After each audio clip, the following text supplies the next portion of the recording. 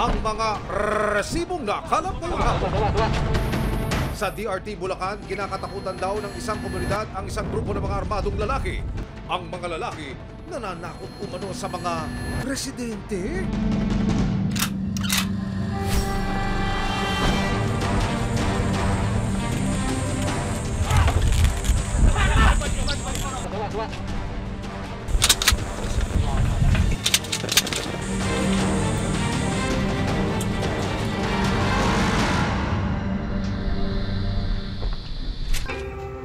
Masikip, mainit,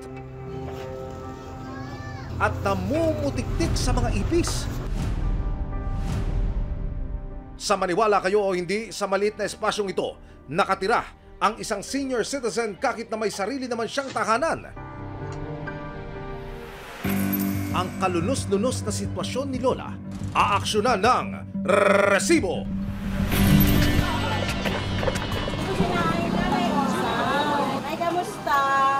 Lahat kami ang iniisip yung kapakanan mo po.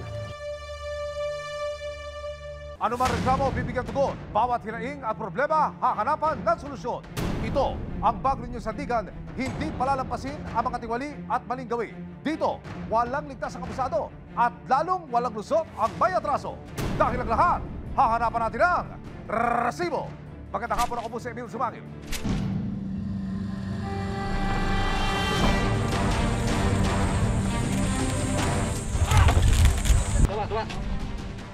Bahay sa DRT Bulacan, pinasok ng CIDG Bulacan at PNP Special Action Force kasama ang resibo. Kuta raw ito ng mga armadong lalaki na naninindak umano sa mga residente at magsasaka roon. Matuldukan na kaya ang pangamba ng mga naninirahan sa lugar?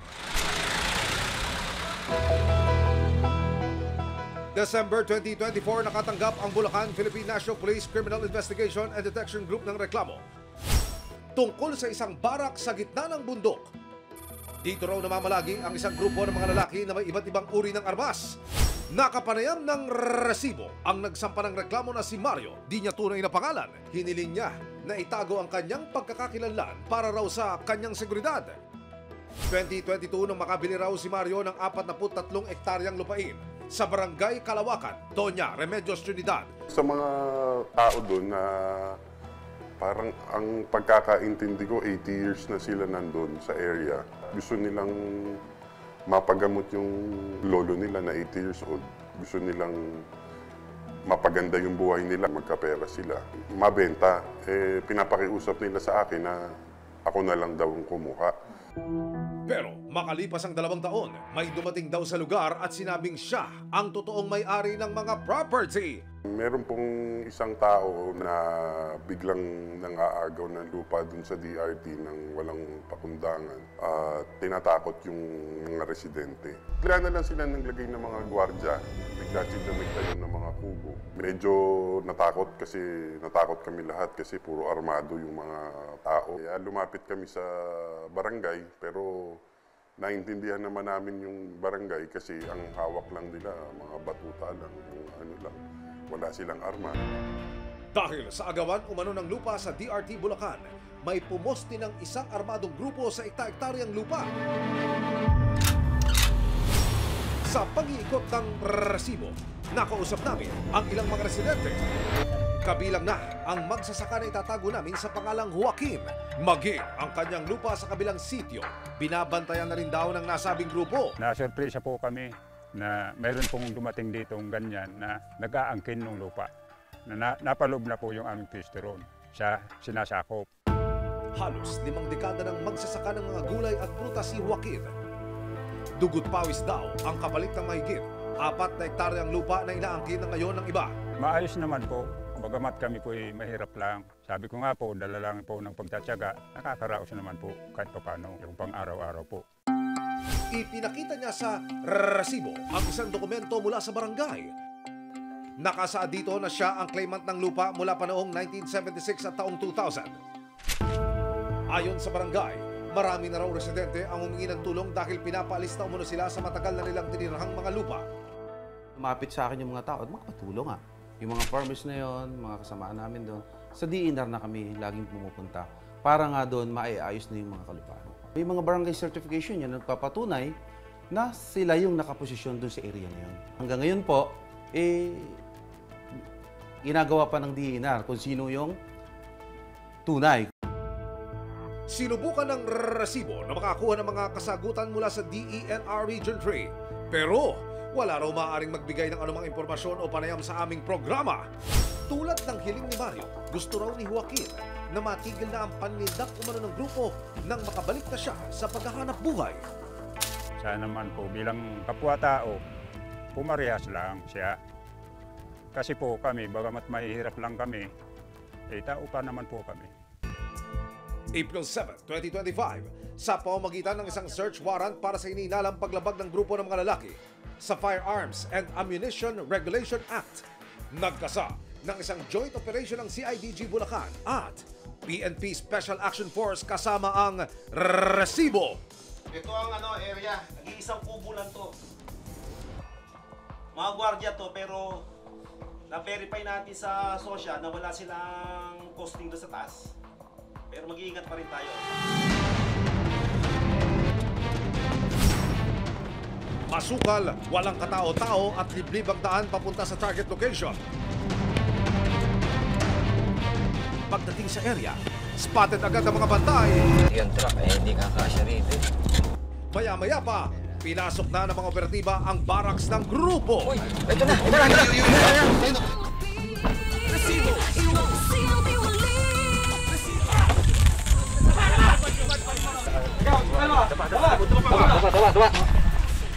Nasaan yung mga kasama nyo? Kami na, sir. Anong nyo rito? Guardian, sir. May posting kayo rito? Ito. Meron tayong search warrant ito. Ang sinasabi ni Judge na nag-iingat kayo ng mga hindi-necessary pa rin. Karga to? May karga? May karga? Nang dumating ang mga taga-barangay, nagsimula ng maggalugog ang mga operatiba sa barracks ng nagpakilalang mga gwardiya.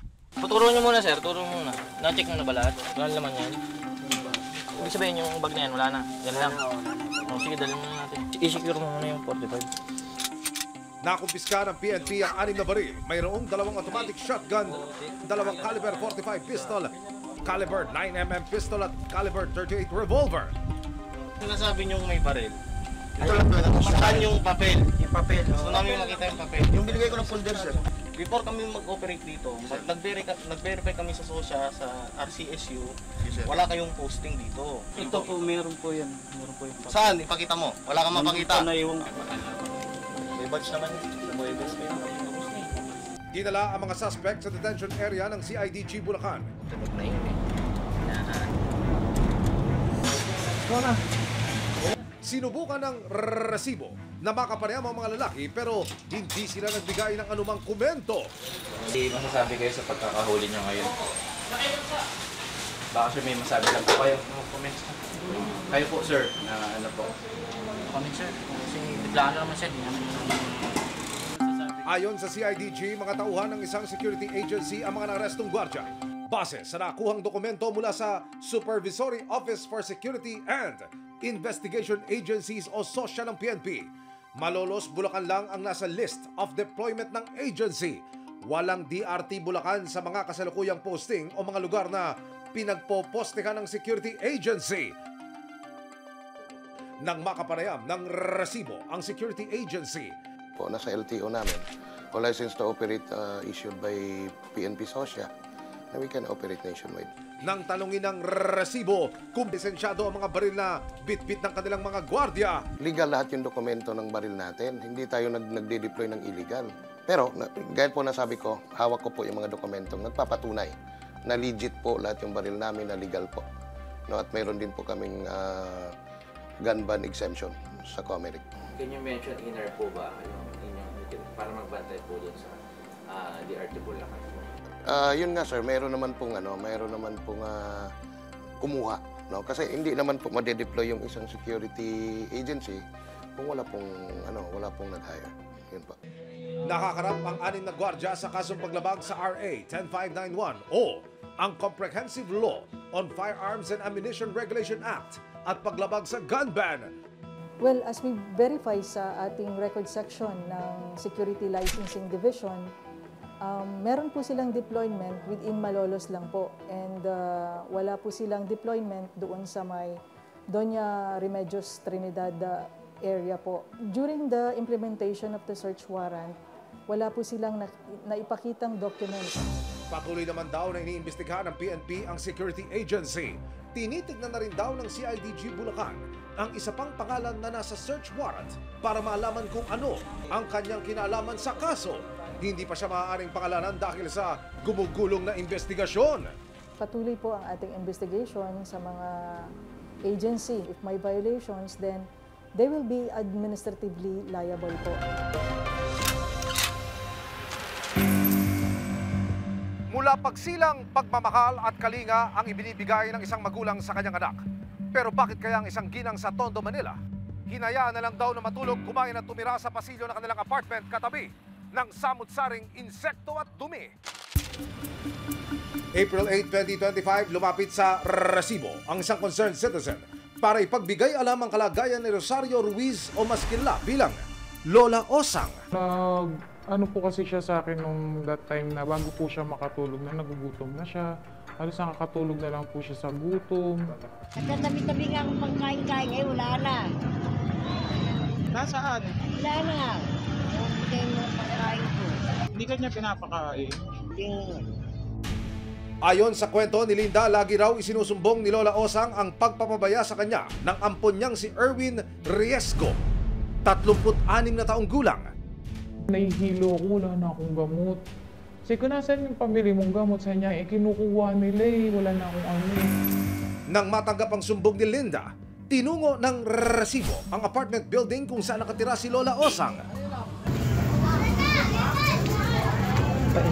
Naabutan namin siyang nakaupo sa lumang kutsyon na nakalatag sa pasilyo ng mga kwarto.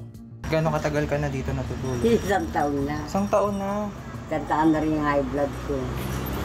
Nagagamot ka? Bilang ko na. Araw-araw isa. Binigyan na sa akin kagabi. Sino nagbigay niyo? Diyan yung kabila. Maging ang kanyang tinutulugan, pinamumugaran na ng mga ipis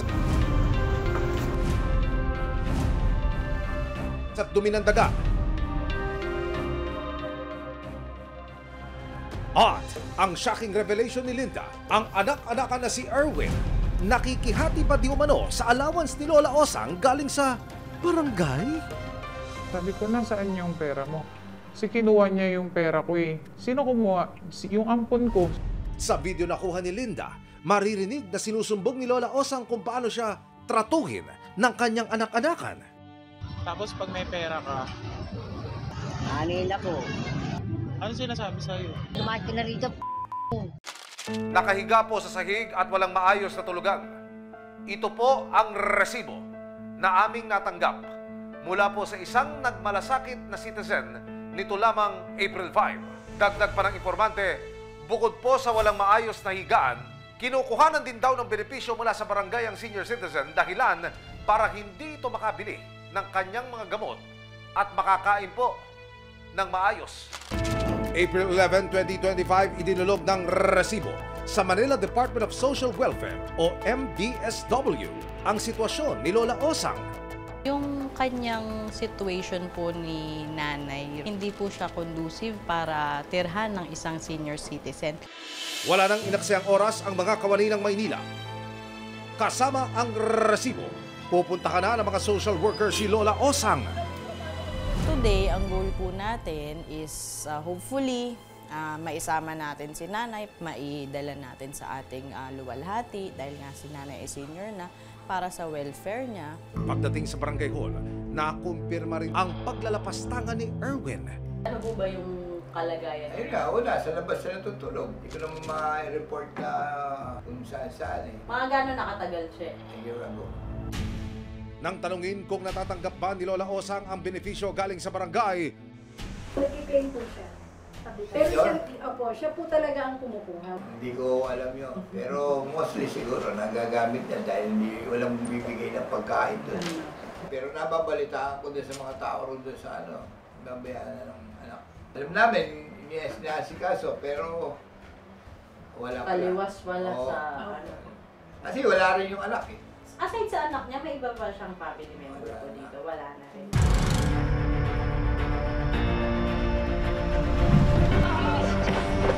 Pagdating sa lugar, tumambad sa mga social worker ang kalunos-lunos na sitwasyon ni Lola.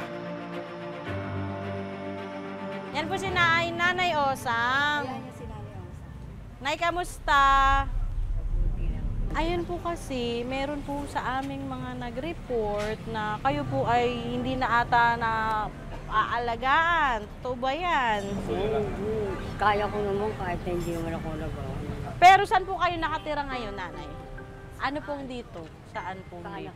Saan po kayo natutulog? Di sa kwarto. Sa? Ayan pala si Chairman eh. Sa kwarto. Nakakaroon naman lalayo ko sa alaga ko. Sino po bang alaga nyo, Nanay? Ilang taon na yun? Para alagaan. Ano na 35. Oo, hindi na yun alagain. Gawan dapat alagaan. Si Lola Osang hindi na napigilan na mapaluha sa pag-aalala sa kanyang anak. Huwag kang iiyak, mapapaganda ka ron. Oo. Kasi lahat kami, Nanay, itong lahat kami ang iniisip yung kapakanan mo po. Lalo pa, mainit ngayon, tapos may high blood ka pala. Oo. Naabutan ka pa nila nandito. Nandito ka, sa kalsada. Ito, par, nagawad sa par. Oo, di ba? Doon, kahit hindi ka magwalis, Nanay. 3 beses sa isang araw. Sa akin ka pa nagsasabi, pambili mo ng kape, pambili mo ng sarap. Hindi mo na kailangan isipin kung ano pong kailangan mong kainin, kung may kakainin ka ba sa susunod na kainan. Ipinatawag na rin ng mga social worker at ng barangay ang inireklamong si Erwin. Kayo po yung anak niya. Anong trabaho mo naman, sir? Paano nabubuhay yung mga anak mo? Meron po kami naupa, isa lang naupa. Magkano naman yan sa isang buwan? May ano po yun, nasa 2,000. 2,000? Ilan ang anak mo? Nang tanungin si Erwin ng mga social worker kung kinukuha ba niya ang benepisyo ni Osang. Bigayan lang po. Apo. Makikihati pa po ba kayo doon sa... Siya naman po nagsukusa. Kusa niyang binibigay, hindi niyo po siya inuubliga na kunin. Tanong niyo po sa kanya, alam niyo po.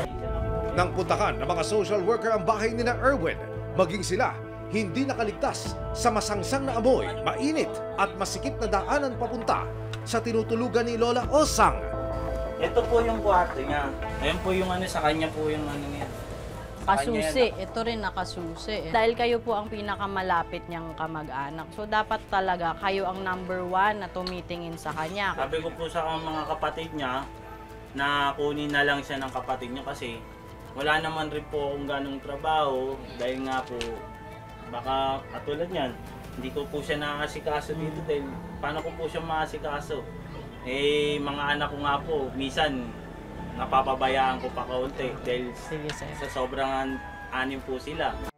Nang makita ang kalagayan ni Lola Osang at dahil wala na siyang ibang kaanak, nagpasya na ang MDSW na i-rescue si Lola Osang.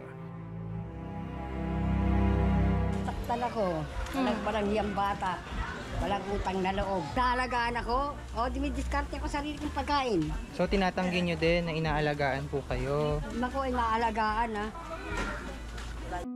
Nang makarating sa barangay ang mag-ina si Erwin, mukhang may gusto ring sabihin sa kanyang nanay-nanayan.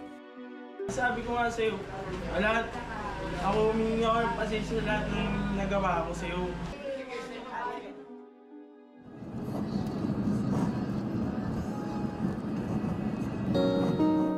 Nito lamang, April 14. Naihatid na si Lola Osang sa Home for the Aged, isang bagong takanan kung saan matututukan ang kanyang kalagayan at mga pangangailangan.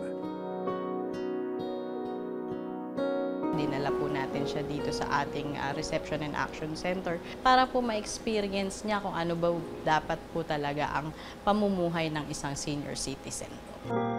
Ayon sa Executive Order No. 209 ng Family Code of the Philippines, obligasyon ng mga anak na suportahan ang kanilang mga magulang sa mga oras na mawalan sila ng kakayahang maghanap buhay o kapag sila'y tumanda na. Pwede siyang mag-file po ng neglect o kaya pwede rin po siyang mag-file sa petition of support. However, syempre assessment pa rin po ng DSWD or aming mga social welfare kung talagang capable ba si Sir Erwin na suportahan ang kanyang nanay. Ipinagbigay alam din ng resibo kay Linda na inilipat na si Lola Osang sa mas maayos na tahanan. Napakabilis po na aksyon ng resibo. Marami po natutuwa na na-rescue po agad. Masaya na po na makakakain na po siya ng sapat. Sa kanilang edad na kailangan ng mga tulad ni Lola Osang ng alalay at kalinga. Oras na hindi ito nagagampanan ng mga kaanak na kanilang minsang inilagaan at binuhusan ng oras. May mga ahensya ng gobyerno na magsisiguro ng kanilang kapakanan at kaligtasan.